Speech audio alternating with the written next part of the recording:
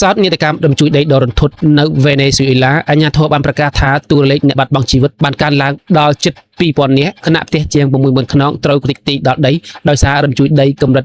7.8 រីកទ័រ ប្រិមិត្តទស្សនិកជនមកកាន់នីតិព័ត៌មានអន្តរជាតិពិភពលោកកំពុងតែរន្ធត់នឹងរំជួលចិត្តយ៉ាងខ្លាំងចំពោះគ្រោះមហន្តរាយធម្មជាតិដ៏កាចសាហាវដែលកំពុងកើតឡើងនៅប្រទេសវេណេស៊ុយអេឡាយោងតាមការប្រកាសផ្លូវការរបស់អាជ្ញាធរកាលពីថ្ងៃទី 30 ខែមិថុនាឆ្នាំ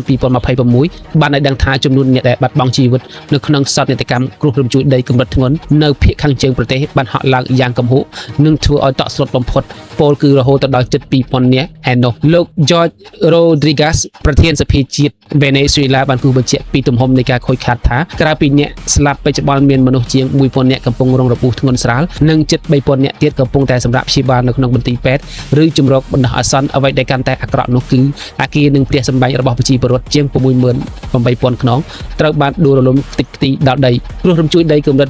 7.2 ទៅ 7.5 រីកទ័រដែលកើតឡើងតាំងពីយប់ថ្ងៃទី 24 មិថុនានេះបានបំផ្លាញហេដ្ឋារចនាសម្ព័ន្ធស្ទើរតែទាំងស្រុងអង្គការសហប្រជាជាតិ UN បានវិយតម្លៃបឋមថា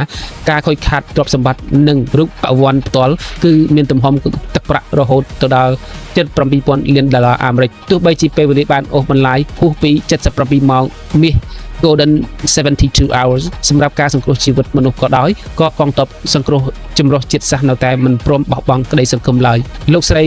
Delcy Rodriguez ប្រធានាធិបតីស្ដីទីបានបង្ហើបថាបច្ចុប្បន្នមានអ្នកជំនាញសង្គ្រោះជាង 3600 នាក់មកពី 30 ប្រទេសសំណក់រួមទាំងសំណក់ហិតក្លិនឆ្កែសង្គ្រោះចំនួន 118 ក្បាលបាននឹងកំពុងលួនក្រាបចូលទៅយកកកាយគំនរបាក់បែកដល់គ្រោះថ្នាក់បំផុតដើម្បីតាមរកអ្នកដែលមានរស់រានមានជីវិតជាលទ្ធផលនៃក្តីសង្ឃឹមមនុស្សចំនួនជាង 6400 នាក់ត្រូវបានគេទាញចេញពីគំនរបាក់បែកទាំងនៅរស់មានជីវិតនៅឡើយយ៉ាងណាមិញយោងតាមសេចក្តីរាយការណ៍របស់អង្គការ UNICEF បានបញ្ជាក់ថាពលរដ្ឋវេណេស៊ុយអេឡាប្រហែល 1.8 លាននាក់ក្នុងនោះមានកុមារជាង